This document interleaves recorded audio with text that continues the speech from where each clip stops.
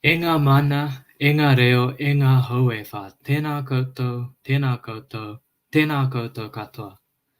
On behalf of CARE at Massey University, Assalamu alaikum, namaskar, vanakkam, and warm Pacific greetings to you all. My name is Balmohan Shingade. I am a researcher at CARE, and it's my privilege to welcome you to the discussions this morning. My acknowledgements to the mana whenua of Tamaki Makaurau, from where I'm speaking with you today.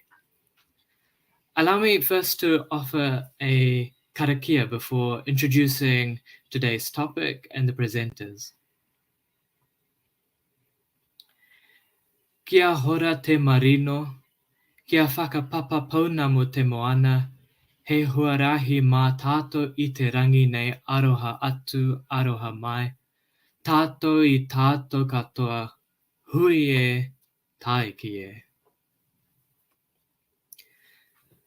Thank you for joining us for this live presentation, a white paper launch with Professor Mohan Dutta and the New Zealand community leader and human rights activist Anjum Rahman on Hindutva, digital networks of hate and implications for democracy. This presentation will be a critical analysis of the responses to the Chief Censor's review of the Kashmir files in Aotearoa. So I'm sorry to disappoint those of you who might have been hoping for a film review. This is not it. Nor is this discussion of the situation in Kashmir. Now we will begin with a presentation by Professor Mohan Dutta. Professor Dutta is Dean's Chair in Communication and the Director for the Culture-Centered Approach to Research and Evaluation, which is housed at Massey University. And Professor Dutta will be joined by Anjum Rahman, who is a member of the New Zealand Order of Merit for Services to Ethnic Communities and Women. She was a founding member of the New Zealand Islamic Women's Council when it was first established in 1990 and served as its first secretary. She's also a founding member of the Hamilton Ethnic Women's Centre and has served as a trustee on its board since 2002. She was a spokesperson for the Muslim community following the Christchurch mosque shootings, and in its aftermath, she founded the inclusive Aotearoa collective to combat discrimination.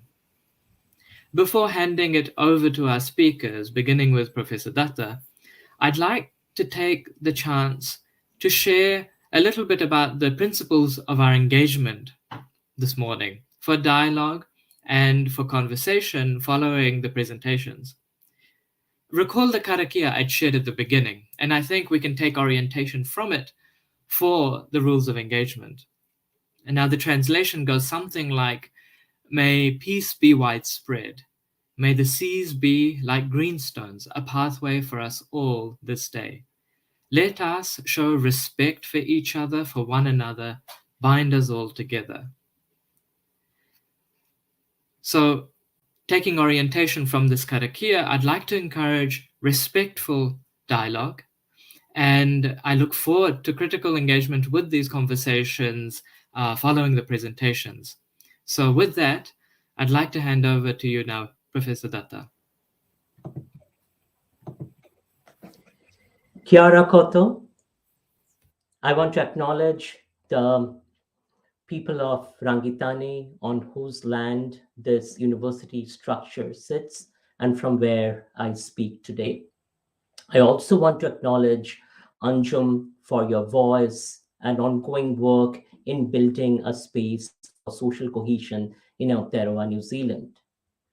I want to thank you, our guests, for joining us, and thank you, Bala Mohan, for chairing this conversation.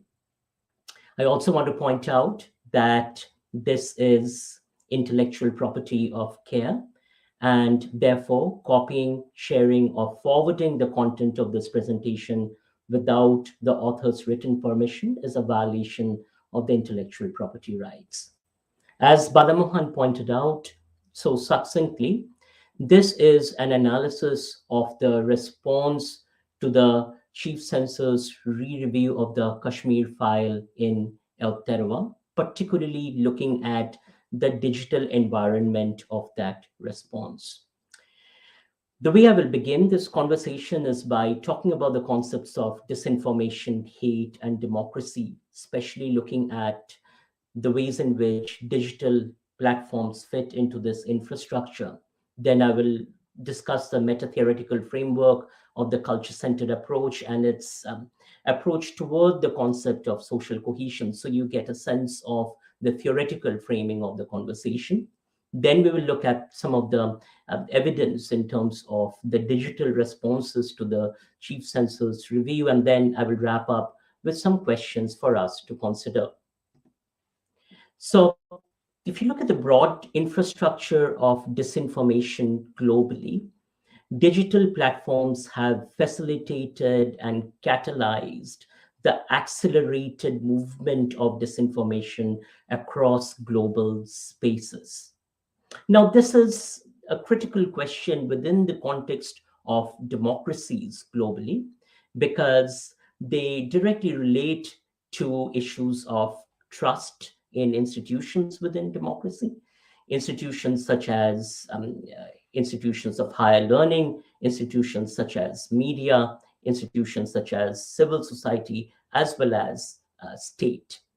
It also raises powerful questions in terms of participation in democracy, asking what does participation mean when the nature of participation is increasingly mobilized by disinformation. So disinformation, and this is a key concept for you to stay with as we go through this presentation.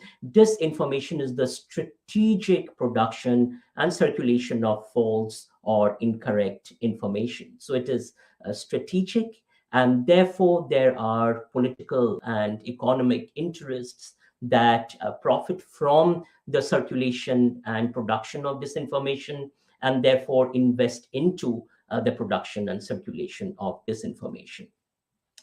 Disinformation is directly tied to hate because the production of disinformation, the turning of material evidence on its head in various ways, forms a key element in the reproduction of hate.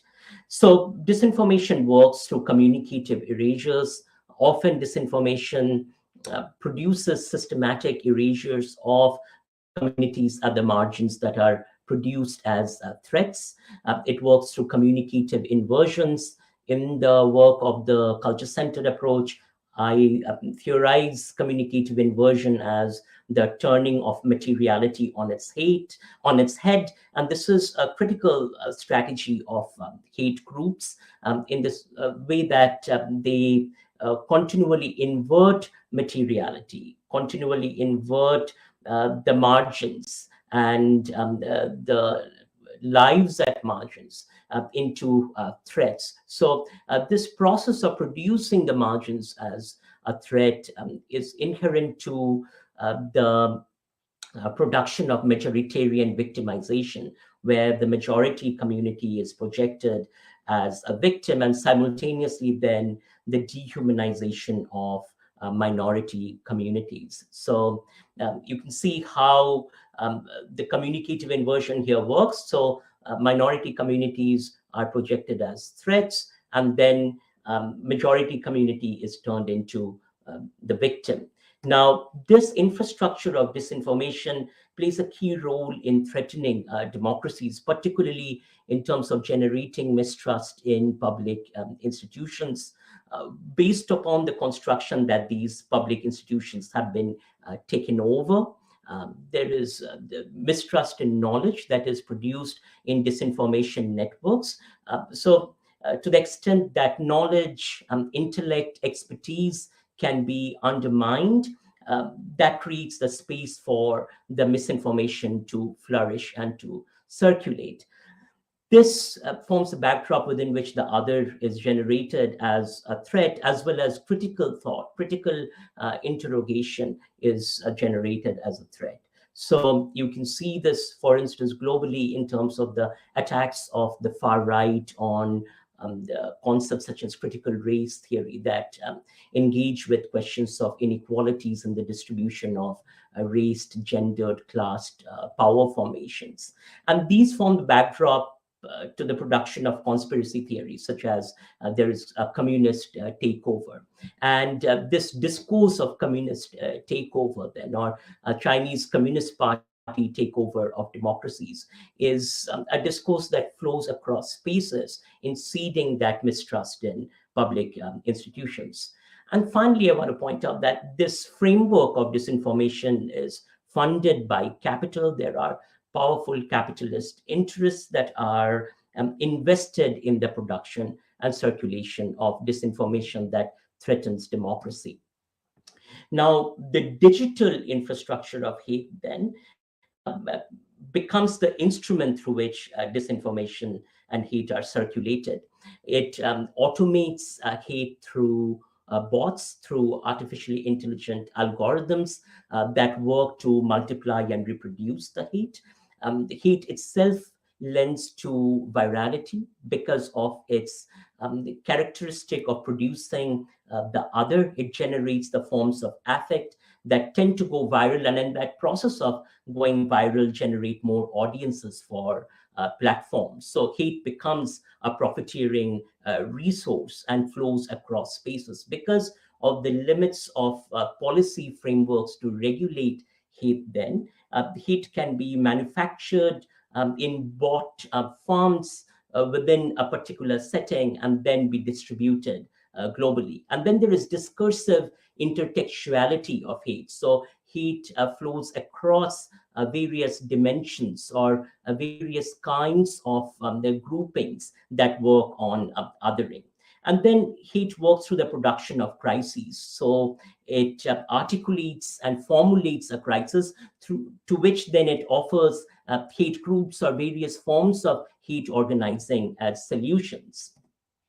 So within the global context of disinformation flows and the production of conspiracy theories, we see some key themes. And certainly we saw these themes in the Convoy 22 protests. We see these themes in right-wing networks of disinformation and white supremacist hate globally. One is the production of the communist threat. So there is a communist or a Marxist conspiracy to take over our democracies.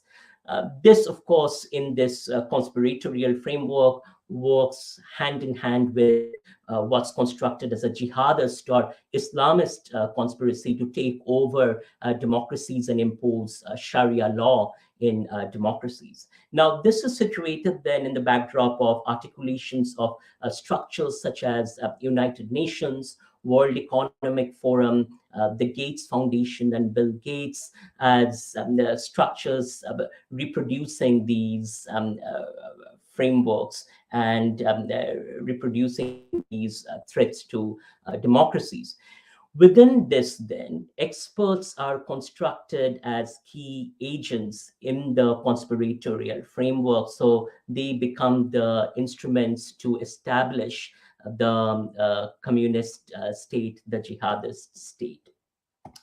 Now, keeping that big picture in mind, then let's look at the concept of Hindutva. Broadly, it is a political ideology that is distinct from the religion of Hinduism, although it is this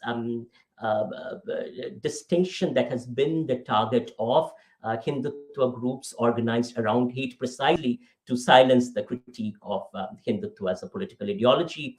It works around caste and gendered structures of inequality that produce inequalities as norms, while at the same time othering and producing the other as an invader and as a threat. So this becomes the backdrop within which Hindutva works to produce Muslims as a threat and circulates Islamophobic tropes. Now, according to CTAG report, Hindutva is identified as an identity-motivated violent extremism with presence here in Aotearoa. Now, let's move from here to talking about the Kashmir files and the debates around this film. I just want to touch upon a few key points related to the Kashmir files and the anchors or the nodes of the debates. One is the debate around whether the film is an account of history or whether it is fiction. And there are contestations around how this is constructed and mobilized, and not only in terms of civil society critical of Hindutva and Hindutva, but even within Hindutva and the infrastructures of the film. So, on one hand, you have the narration or the depiction of the film as a work of fiction. On the other hand, you have communicative strategies that draw upon the film as fact, as an account of history. Similarly, there are debates around what the film really does and what purpose it serves. On one hand, there is the argument about the film offering a catharsis for Kashmiri pundits who had to move out of Kashmir within a particular time frame of violence. On the other hand, there is the portrayal of this film as a site of erasure in terms of erasing particular narratives, erasing particular facts. So, drawing upon the notion that the film is a depiction of history, then there are questions asked in terms of the film only shows one part of the history. So, for instance, it doesn't really show the number of Muslims that were killed amidst the militancy and the rise of militancy, or the number of people of other faith groups that were killed amidst the rise of the militancy. And Muslims were much larger in numbers in terms of the number of people killed during the militancy.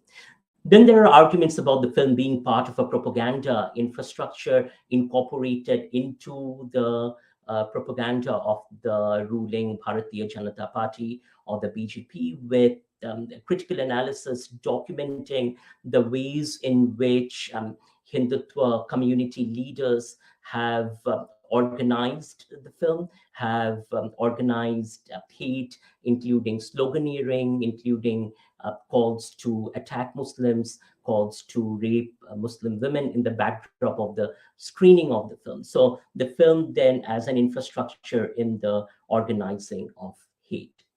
Now, with this backdrop, let's look at what's happened in Aotearoa. So in Aotearoa, the chief censor is the decision-making body that looks at the rating and the screening of the films. So the Kashmir Files was given an initial rating and was preparing for release.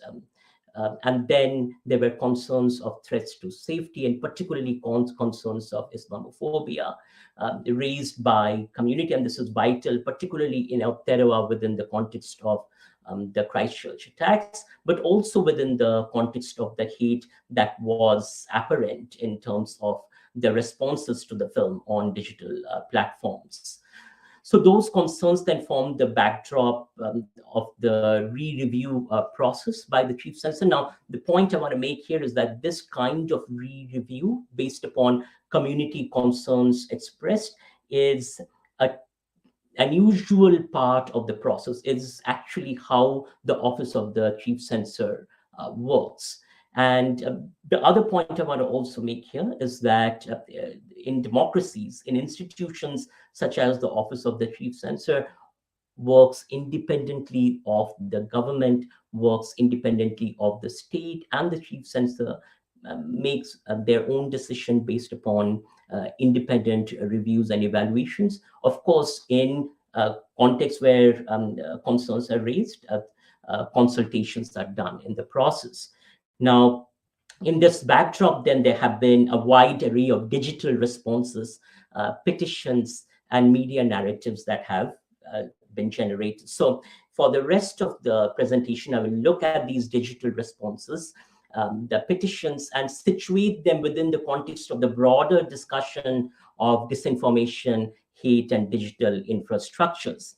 So after the chief censor decided to re-review the film, there were responses that were generated. Now, I will approach in my analysis of these responses from the concept of voice infrastructure, asking what voices are represented here, and therefore also asking what voices are erased from this discursive space, and then really looking at who are at the margins of this discursive space. So which voices are not reflected in this discourse, and then going back to the concept of social cohesion from a culture-centered approach, the question then becomes, how can we bring those voices in? How can we create communicative infrastructures for those voices to be heard?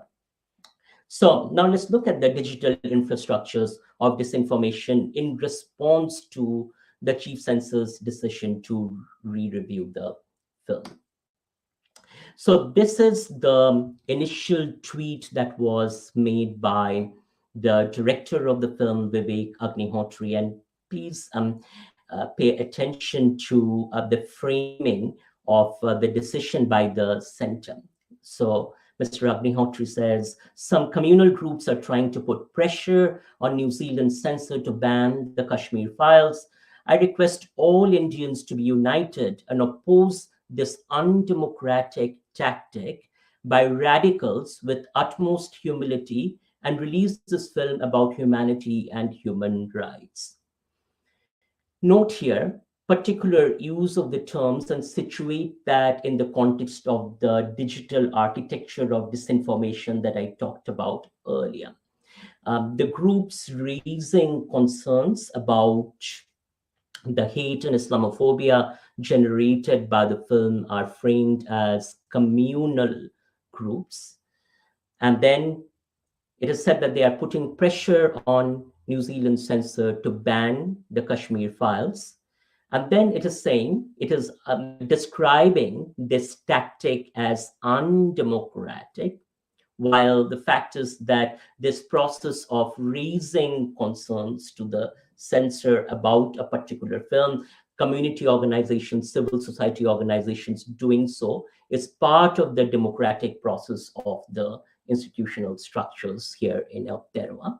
And then undemocratic tactic by radicals. So notice here again the construction of those that are raising these concerns as radicals. Now I will draw upon how then, and particularly these tropes, communal groups, radicals, gets amplified within the digital discursive infrastructure.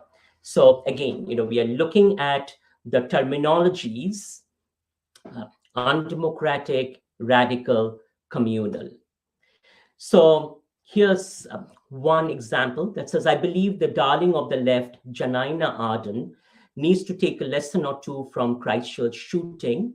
Look at the way in which the name of the prime minister is communicatively inverted in order to produce an Islamophobic trope. She is projected as the darling of the left. And then it goes on to say, for me, New Zealand is in line with Scandinavian countries who don't bother about truth, but love in our own comfort. Frankly, not much to look forward from NZ.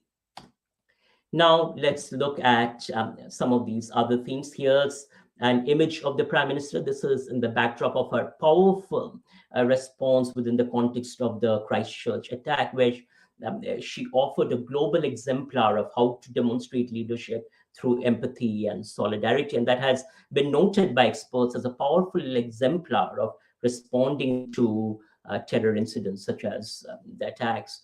And that image of the Prime Minister becomes a critical trope in the Hindutva architecture, particularly in its depictions of Islamophobia and its articulations that democratic governments, and here using New Zealand as an example, have been taken over by jihadists and Islamists. In the first image, I won't even read you the violent the word that is used there in the backdrop of the image of the Prime Minister. Here's another one that says the Prime Minister blocked the release of Hotel Mumbai. This is another film about the Mumbai attacks. After Christchurch attack, she is a terrorist sympathizer. And again, note here sort of the movement, from the office of the chief censor to now this becoming the Prime Minister who is a terrorist sympathizer who is making this decision. And then here's another example. The movie would simply postpone and buy these people time enough to eat your resources and later be audacious enough to question you. Are they bothered? Why? Why Iraq has no Parsis? Lebanon has no Christian? What happened? Answer, Islam. So clearly, the Islamophobic trope of the Islamic takeover of societies. In these sets of examples, you can see the Islamophobic trope repeated again and again. And what is really critical here is the ways in which Muslims are portrayed as threats to peace who will take over democracies. And so I'm going to just read one example here. This is the thing, no matter where they live, their allegiance is one, Islam. I mean, how come New Zealand Muslims offended by what Kashmiri Muslims done? And again, note here, the Pundit exodus that is sort of situated in the backdrop of militancy in Kashmir is framed as something that is done by Kashmiri Muslims. It is simply that they all are one ecosystem, parasitic on others, demanding things best suited for them only. So look here that disinformation is also tied to ongoing dehumanization of Muslims. Here are other examples. I just want to read this particular example in the middle. The jihadis everywhere. And now it's saying in Hindi, pehle maar dalo, uske baad haath saaf karo, purani aadat hai inki, means that first kill, then clean your hands. This is their old habit. Here are other examples. If they are just Indians, just revoke their passport. New Zealand, वालों जाग जाओ नहीं तो ये शांति दूत New Zealand को भी कश्मीर बना देंगे, which is saying that New Zealanders wake up, otherwise these people of peace will turn New Zealand into Kashmir. Here's another one in Hindi, which is saying दुनिया का कोई भी कोना पकड़ लो, सबके नाक में दम कराने वाले बस एक ही समुदाय मिलेगा. क्या खाकर इनका डीएनए बना है ईश्वर जाने. कोई भी देश में कितना भी पढ़ा लिखा लो, इनकी सोच बस सब मारने काटने तक ही सीमित है. Which is saying that whichever part of the world you take, everyone is disturbed and harassed by this one community. We don't know what they have eaten and build their DNA only. God knows. Doesn't matter how much, which country you go to, how much education you give them, their thinking only boils down to killing. So here are more examples. What is critical here is the ways in which then the democracy in New Zealand, government in New Zealand is framed. It is very likely because NZPM Jacinda Ardern is pro-radical. It will be unfortunate if Kashmir Files isn't released in New Zealand. And again, here, this articulation that left lobby is strong. 2 years back, we had Christchurch attack, which was unjust against Muslim community. So talking about the Christchurch attack, but then saying that the left lobby here is strong. Now, this kind of digital hate infrastructure then gets picked up on the right-wing infrastructures of Hindutva mainstream media in India that draw upon that fundamental piece of disinformation that the film, the chief censor has banned the film, and that this is basically the government banning the film. So now what I want to point out is the ways in which these narratives then flow from the Indian digital infrastructure to the New Zealand infrastructure. There are articulations here that if you do not respond now, then white people will be the new target of jihadis. It has been a bitter truth that New Zealand in India has always supported terrorists against India.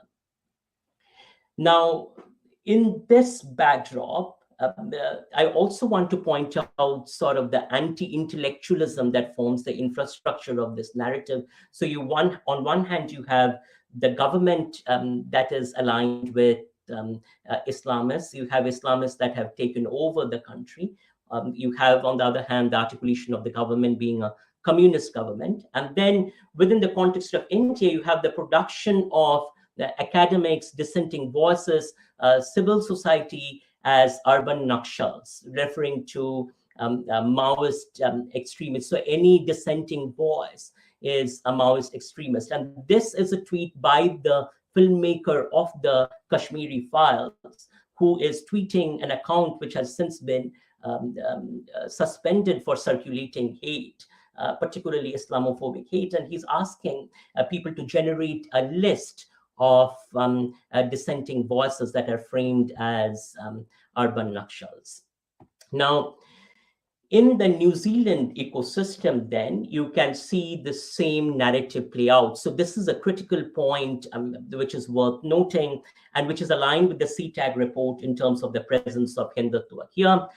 These are accounts that are based upon New Zealand that are talking about, for instance, in this one example, NZ as the new, we need to, find a way to prepare to resist. NZ is a new Taliban state. There were no freedom of speech and life in Kashmir for poor Kashmiri Hindus, and there is no freedom of viewing the movie for NZ Hindus in New Zealand under pro-Islamic government. So, proves that Jacinda government is under constant scrutiny by mullah pressure groups. Again, mullah is a word that is used derogatorily to target Muslim communities. Now, this flows into the communication infrastructure and into digital spaces that are tied to the media infrastructure, the diaspora media infrastructure in India. So you have someone here articulating the NZ jihadis are again making trouble for Indian Hindus. Now, this is someone who is to host media content on a diaspora media platform. And then they're saying, I appeal to all Indians to write to the PM's office and all MPs to disregard the mischief by the NZ Muslims. So NZ Muslims are projected as Muslim makers. If the Muslims continue on this path, then we will have to strategize. If the movie is not released in New Zealand, they will be held to play. Note the threat that is inherent in this narrative. Here's another example. This is perfect case of discrimination of kafir, fascist government and appeasement politics of Labour Party PM. Again, this is from an account that is based here in Aotearoa. Like here's another one, jihadis are trying to get the screening of the movie banned. And then the same media person that was pointed out earlier that was talking about, that was offering this threat, and that has also said that the chief censor is an incompetent for reviewing this and is incompetent really to review the film. Then right after the notice of the talk was announced, says that Mohan Dutta, the failed academic from Mass University and vociferous Hindu hater, has announced a white paper on the NZ Hindu response to the failed attempt by communists and jihadists to the Kashmir Files. This time we will be ready. Again, note the threat here, and then direct reference to me saying he's a Hinduphobic person, referring to the ongoing propaganda by Hindutva to project me as Hinduphobic because I'm critical of the discursive architecture of hate, constantly spreading hate against Hindus. People like him is the enemy of communal harmony in beautiful country like New Zealand. Now, this media infrastructure then is intertwined with the infrastructure of disinformation and white supremacy. So here you have a media person, Roy Counts, appearing on a show with Kelvin Up on Counterspin Media. That is part of that broader ecosystem of disinformation and certainly has been connected to the Convoy 22 protests for its role in catalyzing the protests. You also look at, when you look at the Counterspin narrative, you look at the key anchors of the narrative and think about the framing of disinformation and conspiracy theories that I started this talk with. So what are the threats? Marxist revolutions, false narratives, population control, Chinese Communist Party infiltration and quest for dominance, bad actors and snowflakes, referring to social justice and civil society, challenging various forms of power.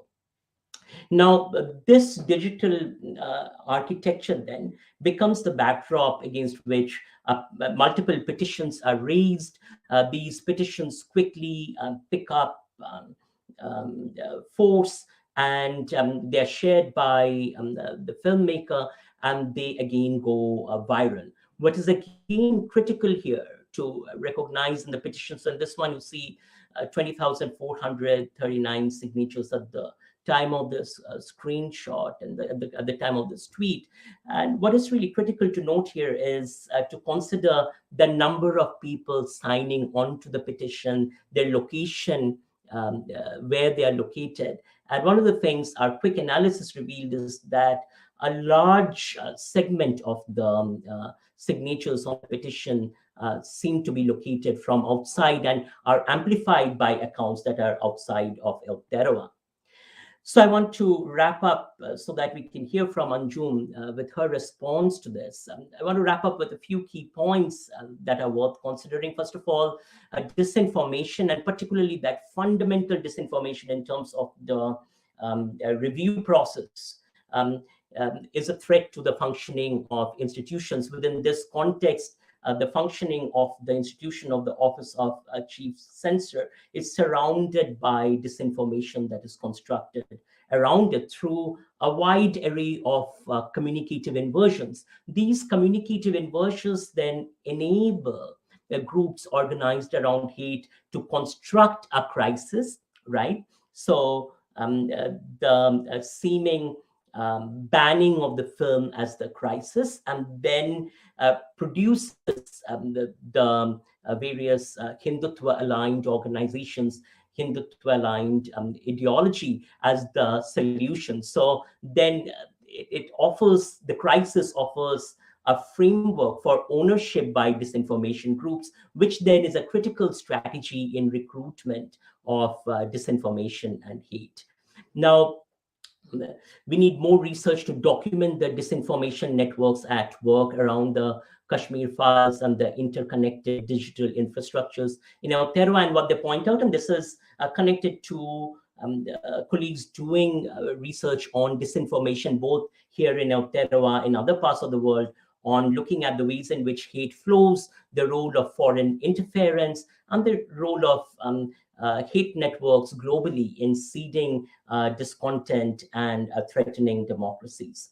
Further research is needed to map out the threat that is posed by these kinds of disinformation networks to social cohesion and security. And one of the key points I want to make here is any kind of a superficial attempt at responding to this disinformation under the label of multiculturalism that doesn't attend to the marginalization that is produced by the disinformation actually continues to create the space for the disinformation to grow. So in that sense, policy responses are critical in terms of really thinking through two things. One is how to address the automated nature of the disinformation and hate, how to address through policy responses the virality of hate disseminated on platforms, and simultaneously how to build infrastructures for listening to the voices of the margins of the margins. So one of the things I've been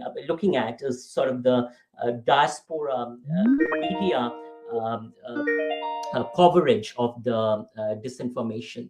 And what has really been striking in the diaspora media coverage of the disinformation is to actually see the absence of Muslim community voices. So that's an interesting question in terms of how do we build those spaces.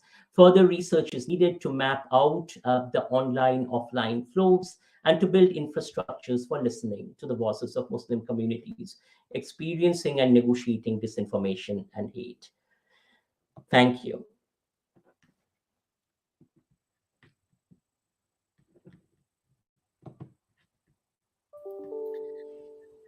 Kia ora, Professor Datta. Thank you so much for the presentation. What I'd like to do now is offer the floor to Anjum Rahman to offer any responses. And I also invite comments from viewers, whether you're watching on YouTube or Facebook Live.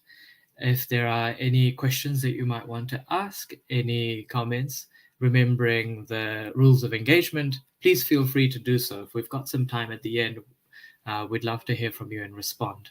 So for the time being, I'd love to offer the floor now to Anjum. Tēnā koutou katoa, he uri tēnei no India, ko kirikiri roa tōku whatu manoa, ko Waikato te awa e mahi anei aku maharahara, ke kirikiri roa aho e noho ana inaine, ko Anjum Rahman tōku ingoa, nō reira, tēnā koutou katoa. Thank you, Professor Mohan, for inviting me to make comment. That is a really comprehensive piece of research and review of both disinformation as well as the commentary that has arisen around this film.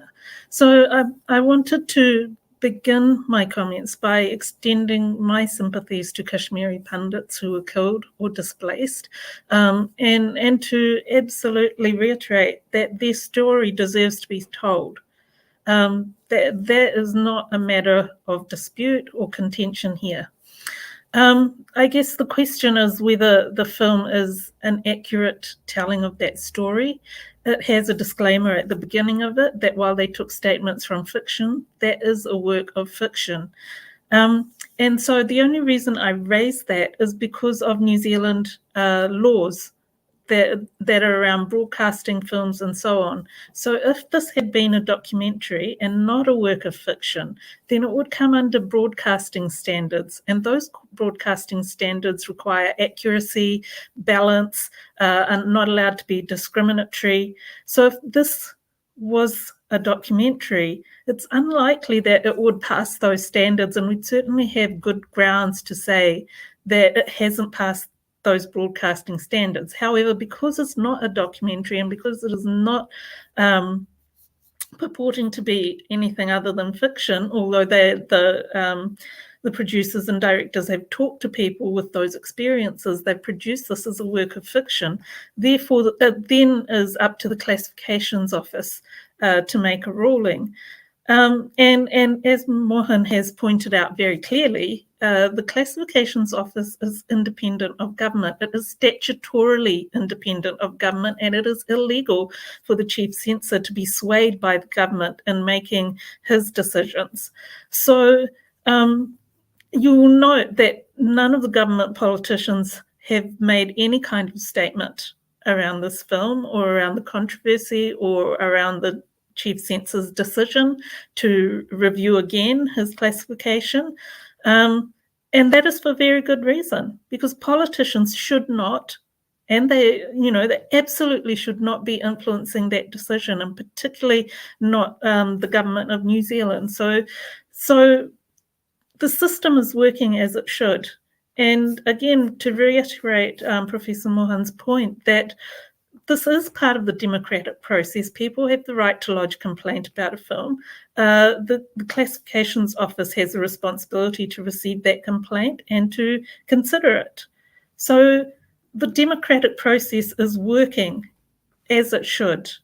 And so I find it really highly concerning that the High Commission of India here would make claims that the government is interfering in this classification decision.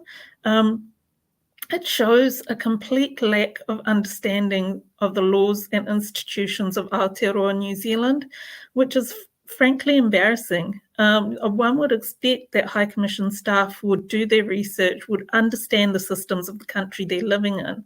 But secondly, this is, when our own government is not interfering in the decision, how is it that a foreign government is trying to interfere in the decision?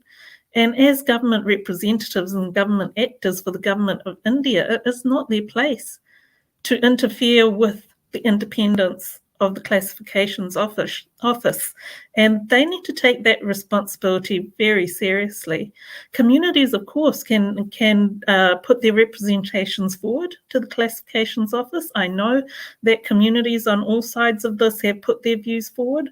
Again, that's how the democratic process works. I wanted to also address how interesting it is the way that free speech arguments are used. And so we've seen various people pop up with free speech arguments here that,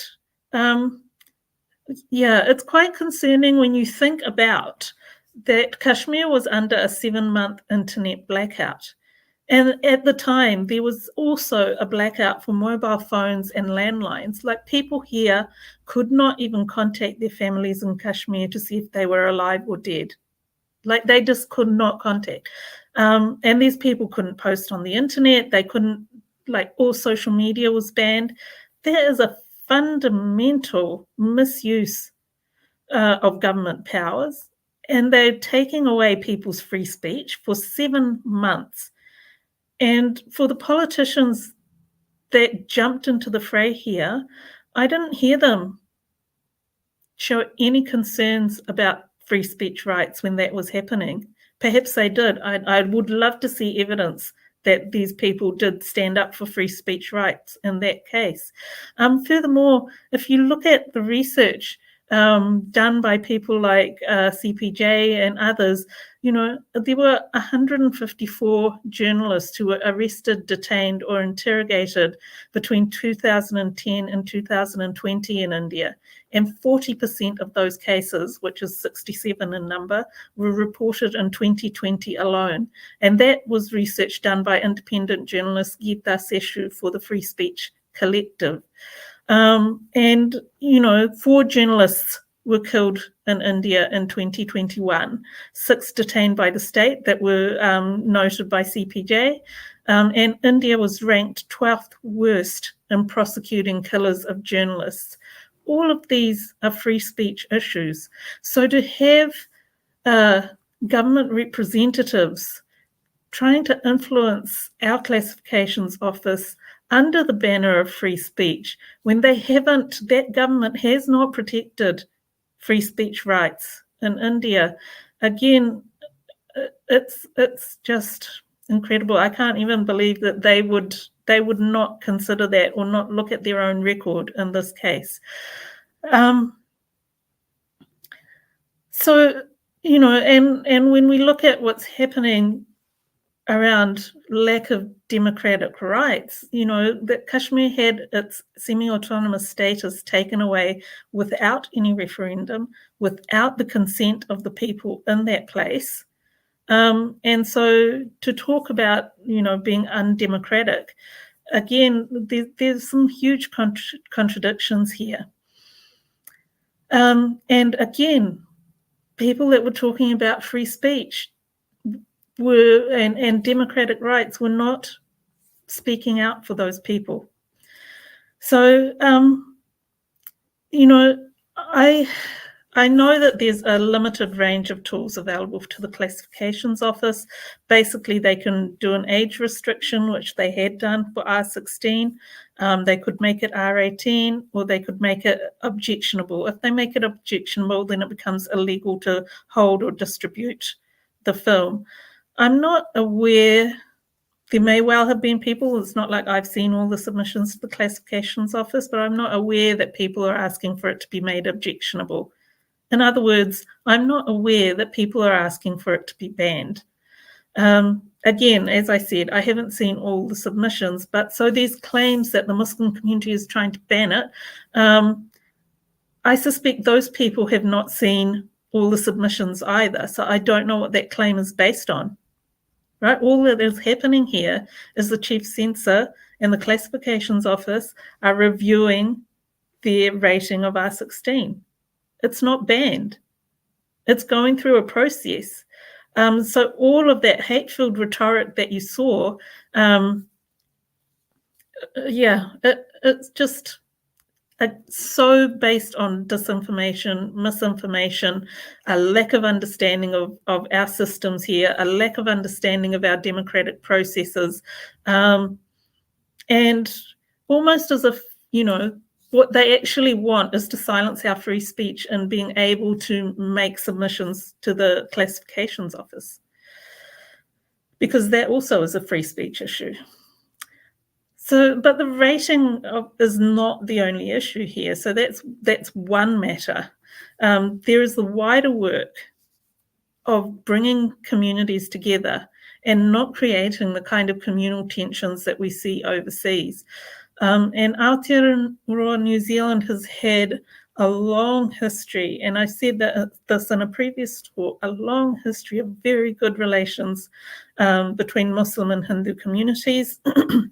I've personally worked alongside communities in interfaith movements here, along with all the other faiths. Our closest friends, we came to Kirikiriroa, Hamilton. We were the first Muslim family here. There were no Muslims living in the city. Our first and closest friends were Hindu Indians.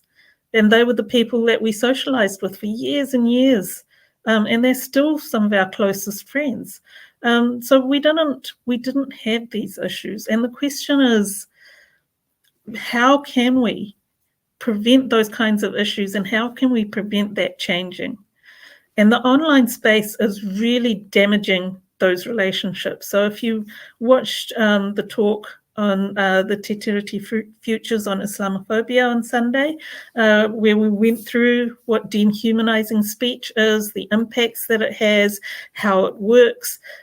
You saw today from Professor Mohan's slides that kind of dehumanizing speech, and speech that is intended to inflame, that is intended to represent a community in a way that is wholly negative. There are issues around collective responsibility, so making the whole community responsible for the acts of some people within it. And then bringing in and blaming the Prime Minister, who has not had any hand in any of this, but using this decision by the Classifications Office to review the submissions that were made to it and using that to attack our Prime Minister when she's had nothing to do with it, is really just a straight out political attack. It's nothing more than that. And therefore, it's really disappointing then to see opposition politicians contribute to this kind of atmosphere and environment. And I think they've done so without understanding this full context that Professor Mohan has put in here. And so it really is important for them to engage with all communities and understand the full issues, as well as to understand the processes of their own country before they make any comments. I think I'm going to leave it at that for now. If there's any other issues you'd like me to cover, just let me know. Thank you.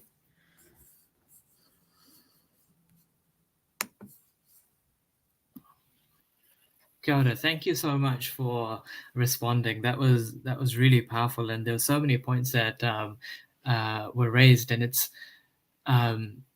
difficult actually to tease apart, for example, the impact that the digital environment is having that is quite corrosive to these sorts of democratic processes. You know, I tuned into the Te Tiriti-based futures panel that you shared with Professor Mohan and Ikhlaq and that was really powerful to kind of see the impact that the digital environment is having. A question that I have, which would be amazing to hear whether you have any responses to, or whether Professor Dutta has any responses to, is the sort of effect of disinformation that sort of unsteadies our communities to hold on to what might be the truthful narratives. Do you have any advice to our community members who feel very unsettled by the different narratives that they engage with their through the Facebook and Instagram and Twitter and so on? Like, what might be something that we can hold on to that is able to empower us, that is able to overcome this environment of disinformation? Because it's the large backdrop against which I think the Kashmir Files issue is happening. So is there anything there that you might be able to respond? Sorry, I can respond in the sense of, like, for a start, we need to put some responsibility on the platforms in terms of what they're hosting and promoting and what their algorithms are allowing to make viral. The excellent piece of research done by The Wired in India around the Tech Fog app and how they're manipulating Twitter trends, how they're picking up disused accounts, all of those things. You would think that actors like Twitter and Facebook and so on should absolutely not allow that kind of manipulation. They know it's happening. They allow it to happen because it increases the engagement.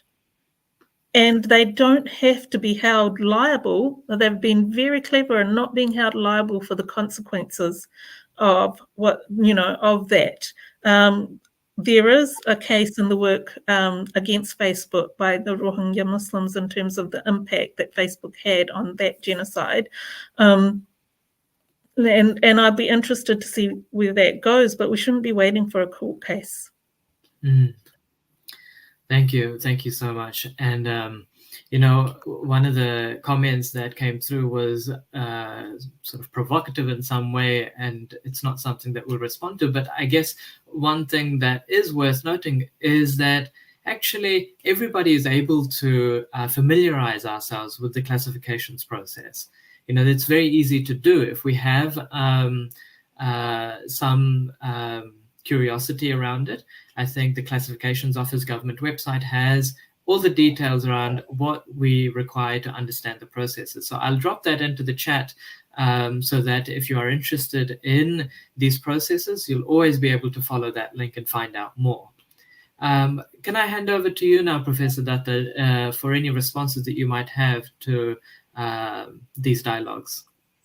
Namehi, first of all, I just want to say, Anjum, thank you for that really comprehensive overview, and particularly in terms of explaining the decision-making processes in our institutions here. I also really enjoyed your point about sort of the ways in which we can build regulatory frameworks. And I know that we have talked elsewhere about how to hold AI platforms, accountable, and particularly in terms of algorithms, and how do we build algorithms that are, working toward promoting social cohesion rather than working toward promoting and circulating hate. So I think there is a broader policy question around that, and certainly we see that as evidence globally with the Rohingya crisis, in terms of the role of Facebook in catalyzing that crisis. We have seen that within the context of India in terms of the role of digital platforms in catalyzing hate, and particularly in terms of the relationship of the hate digitally with offline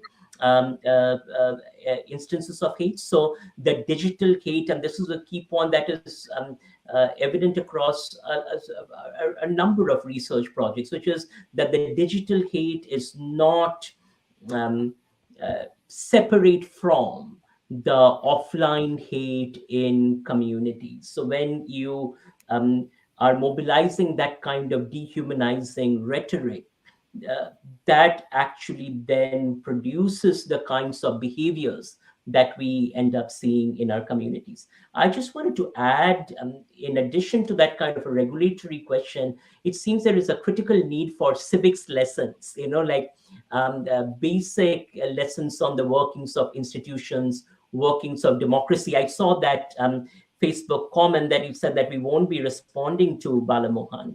The question was related to how do you know so much about the workings of the classification office, as if it's suggesting that it's some kind of conspiracy to know so much about the workings of the classification office. But thank you for posting that link in terms of how that classification office works, but also every citizen, every migrant, every resident in this space can learn about the workings of the classification office. All you have to do is to look it up, to read it, and then to process the information. Now, I want to bring that up because I think there is a broader societal role in terms of critical literacy and in terms of building digital literacy. Now, the ways in which these WhatsApp structures or Twitter structures work is by being able to offer information in short bits and pieces that see the world in black and white, that are therefore able to produce that kind of othering simplified discourse. And what that means is that it fundamentally brings down the cognitive capacity of citizens, and that sort of weakening of the cognitive capacity is directly connected to the threats to institutions and a broader ecosystem within which conspiratorial worldviews can actually seed themselves and propagate. So I think if we are serious about social cohesion, we also have to ask, particularly with diverse communities, with ethnic communities,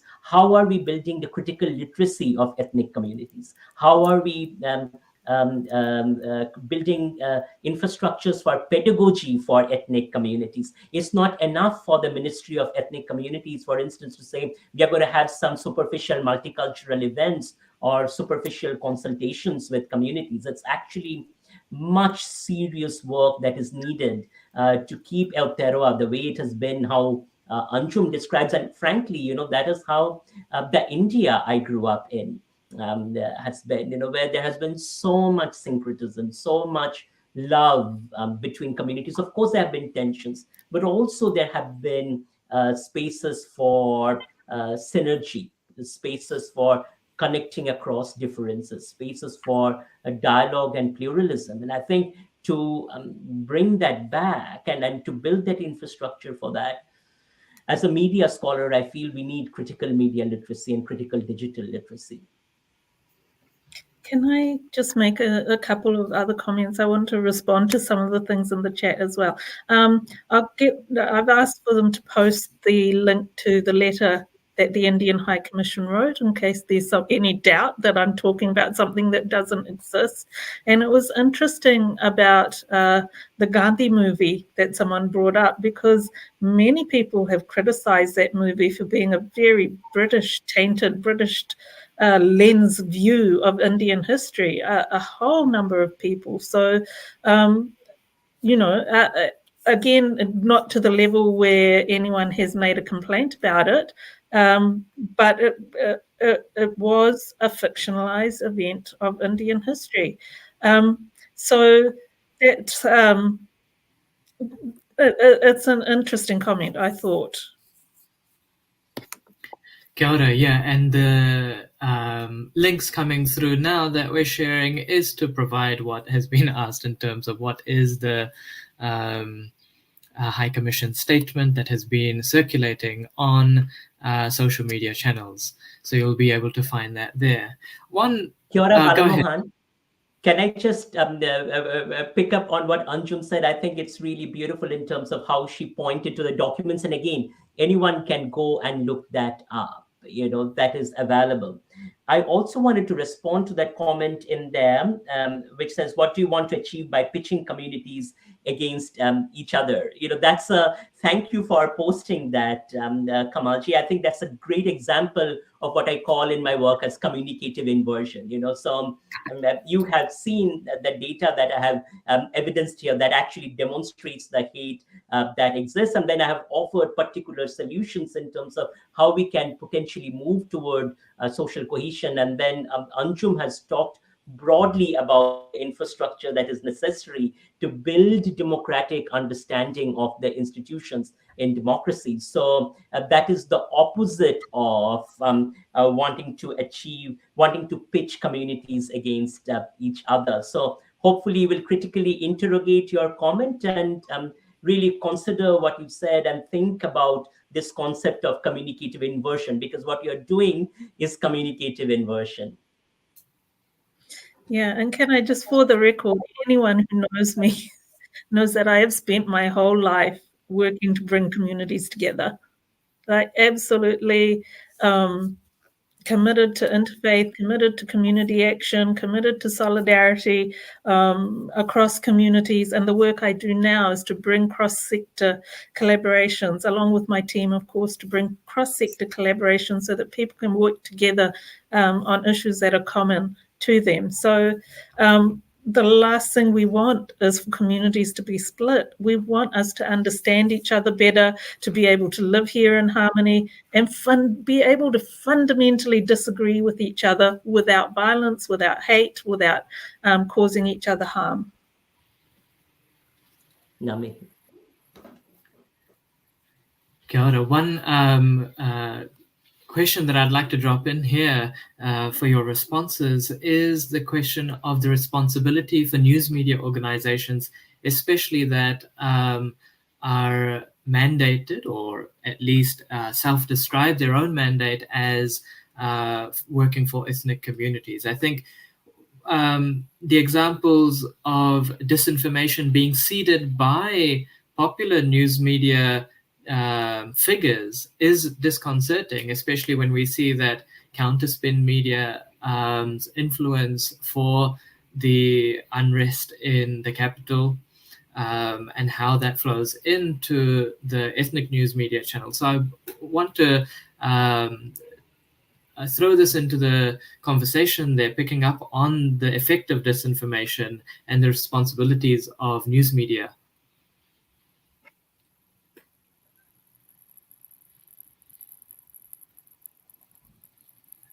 Anjum, did you want me to sort of?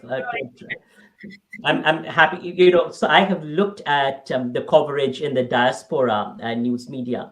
And the thing that is very striking to me is the absence or the erasure of particular voices. So I see a number of organizations that are placed within that narrative that are talking about sort of their responses to this re-review process.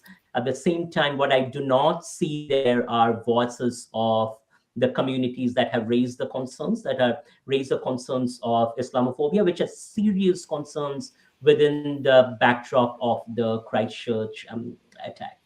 And diaspora media have commitments to respond to that and to not continue to perpetuate particular forms of erasure.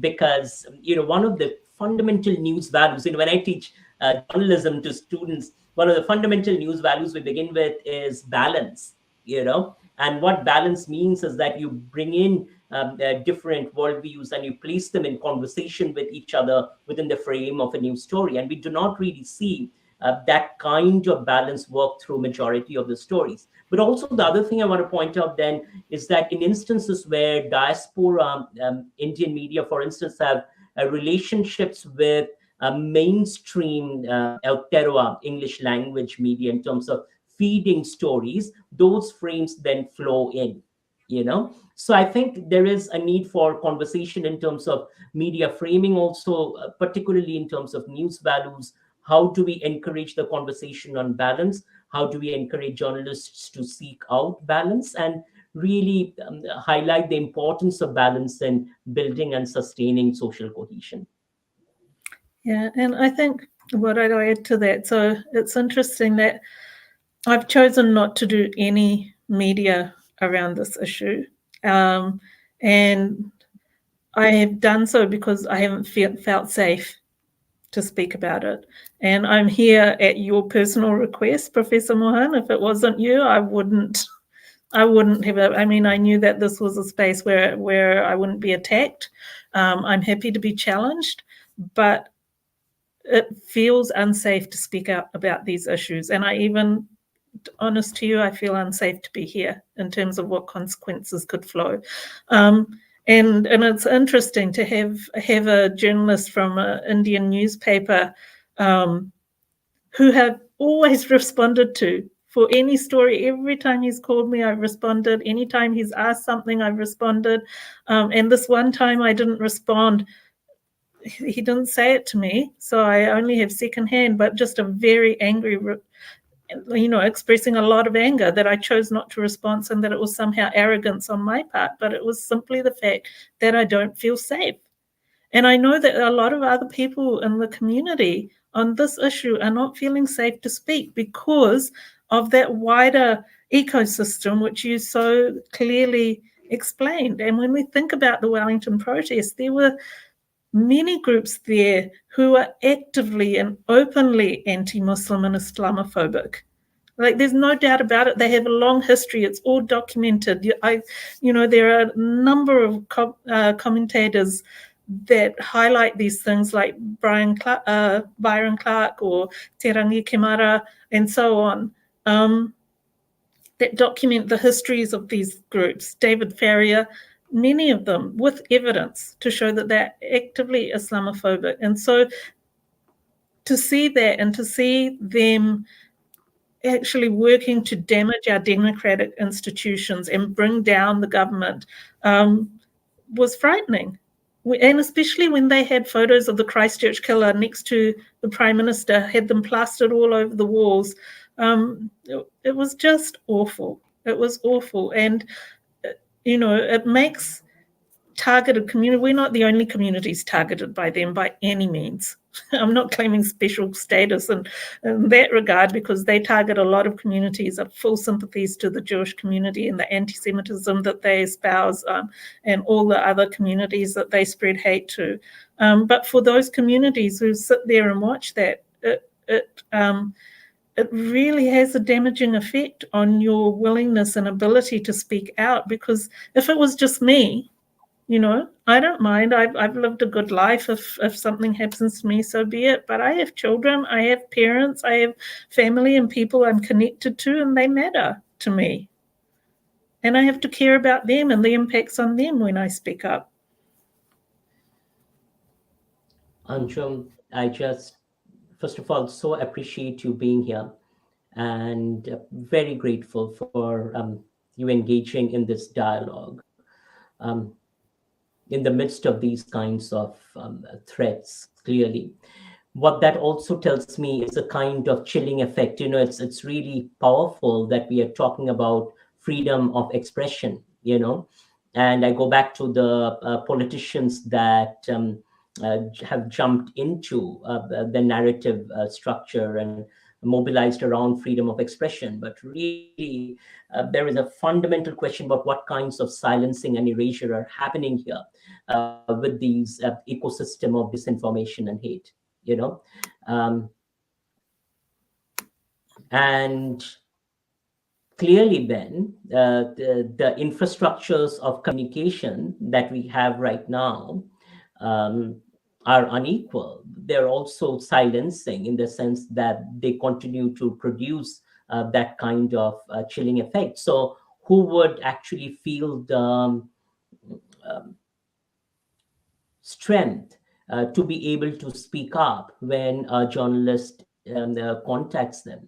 That also then really relates to that lack of balance. So it's a perpetual erasure, because that kind of silencing further produces the silencing, and the platform, the media platform, can come back and say, hey, we tried to recruit, get another voice, and we couldn't get anyone.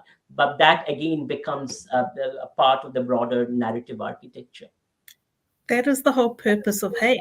That's the whole purpose of this stuff, is to silence. And so when you see these coordinated, targeted attacks and using AI bots and all of those things, and they target individuals and they threaten individuals. And I'm not talking about disagreeing with them or challenging their opinions, or, disagree with me all you like. I don't have a problem. But when you start threatening, when you start making death threats, rape threats, all of those kinds of things, and these are very targeted attacks that are allowed to happen and very difficult to control on social media. And their sole aim is to get those people off the platform, to get their voice silenced, to make sure that they feel too afraid to speak. And most of the time, I do take that in my stride. I've been lucky that I haven't had the kind of vitriol that I know a lot of journalists and activists have here. But you see what happens to other people, and that's in your mind. That's the thing they want everyone to see as well. They're targeting a whole community of people that they want to take the voice away. And so it's really interesting then to have these freedom of speech arguments thrown in your face when you know that this is absolutely the tactic that they are using to deny freedom of speech. And it's, what they call DAVO, denial and reversing offender and victim, which is a common abuse tactic that they have perfected. Kia ora to you both. Thank you so much. And, it's incredible to see the many comments that are flowing in, especially noting the courage and commitment that you both have to voicing community concerns. Thank you so much. One comment that I want to ask about is now we talked a little bit about the High Commission of India's statements and whether the right course of action would be to retract such a statement, given that it is a kind of interference, and also that it's not necessary insofar as the High Commission's responsibilities to all her citizens of India, many of whom are minority groups and so on. So are there comments that you would like to make that are the right course of action for something like the High Commission of India in New Zealand? I've already made my comments on that, so I'll pass over to Professor Mohan. I think, the one thing I want to say for any kind of diplomatic infrastructure, it's really vital to think about how you're engaged with the democracy and the processes of democracy that you're in, and Anjum outlined this quite eloquently, in terms of New Zealand processes, what those processes are, and how does one engage with those processes. And this is, the basics of public diplomacy, you will. And I think there is an opening there for dialogue, for conversation in terms of how do you build infrastructures that, particularly with, two democracies, for instance, that actually sustain and further reinforce the values of those democracies. So, Balamohan, it's really powerful that you talked about the values of secularism, democracy, republic, socialism in the Indian constitution, for instance. So that is the image through which, in a diplomatic sense, one would engage the High Commission and would have expectations in that kind of sense. So I think, that's the opening for those conversations in terms of what does that look like? What do those behaviors look like that project and uphold those values? Kia ora koroa. As we come to wrap up, I just want to make sure that you've been able to offer everything in response to each other's comments and in response to any of the comments that have come through. Are there any last words that you'd like to share? Yeah, I would like to say that at some point in the next week or so, the decision of the chief censor will be made public. And whatever happens, whether it goes your way or not, in whatever community you're sitting in, ask yourself this question: what am I going to do to make sure that there isn't hate between communities? What are we going to do to make sure that here in Aotearoa, New Zealand, and anywhere that people are influenced by us, that we don't let this descend into fighting, violence, abuse, attack? What are we going to do to reduce that overall? And the kind of commentary that that Professor Mohan has shown and that we showed last Sunday, you all have a role here. You all have a responsibility here. Each individual builds the community, and you all who are watching this need to think about what action am I going to take to make sure that whatever happens from that decision, that we will remain as a community that respects each other. Thank you.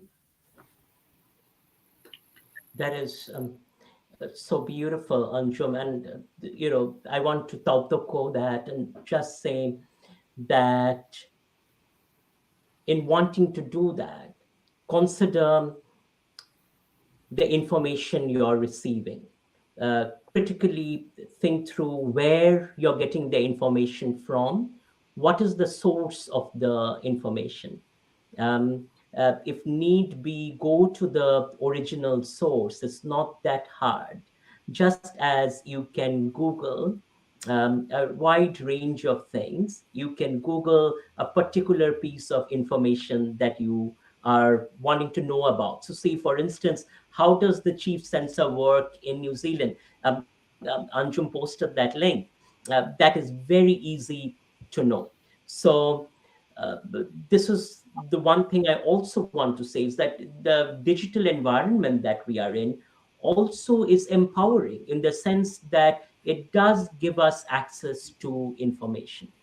We have to be willing to stop ourselves when we receive a piece of information that seems heuristic, that seems to create division, that seems to project in any particular community in one broad stroke. When you're receiving that kind of information, stop yourself. Think through, is this accurate? Is this an accurate depiction of this community that is being presented here? And then commit yourself to doing the research and to learning. I think that I love what Anjum said about we all have a responsibility to uphold and build social cohesion here. We also have the responsibility to be critically informed citizens in our democracies. Our democracies are as good as we are in participating in them based upon information and upholding the institutions that make up our democracy. So that would really be how I would like to wrap up, Bala Mohan, with the invitation that let's take a moment to just pause when we're getting things, to think through it, and then like what Anjum said, to think about how we can build and contribute to a cohesive space. Kia ora, ngā mihi nui. Thank you both so much. Thank you for the message of inclusivity and harmony, and also for the message of practicing democratic habits, learning how to enact those in order for cohesive society. So I really appreciate your leadership on these discussions. With that, I thought to close our session with a karakia that draws on what you've both said. It speaks to coming together and drawing together and affirming our collectiveness. So, unuhia, unuhia. Unuhia ki te uru tapanui, kia wātea, kia mama, te ngako te tinana te wairo I te aratakata. Koe a rā e rongo, whakairia ake ki runga. Kia tina, tina. Hui e, taiki e. Thank you for our listeners for joining us. Thank you both so much for the presentations this morning, and really, really appreciate these discussions. And until next time, hope you stay safe and well.